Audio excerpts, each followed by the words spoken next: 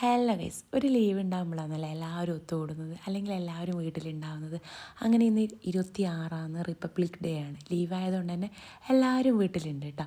അപ്പോൾ നമ്മൾ വിചാരിച്ചു എന്തെങ്കിലും സ്പെഷ്യൽ ആക്കാമെന്ന് വിചാരിച്ചാണ് നെയ്ച്ചോറും കോഴിക്കറി ആക്കാമെന്ന് വിചാരിച്ചത്.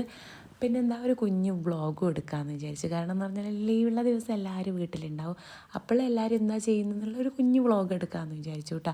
അമ്മ രതീഷേട്ടൻ കുട്ടനൊക്കെ പുറത്ത് ബിസിയാട്ടാ.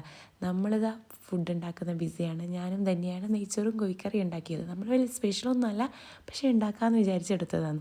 ഈ കുട്ടി നമ്മളെയും അവരെയായിട്ട് ശല്യം ചെയ്തുകൊണ്ട് ഇടയ്ക്കിടയ്ക്ക് പുറത്തേക്ക് പോകും, ഇടയ്ക്കിടയ്ക്ക് നമ്മളടുത്തേക്ക് വരും. ഇങ്ങനെ ഉണ്ടായിരുന്നു.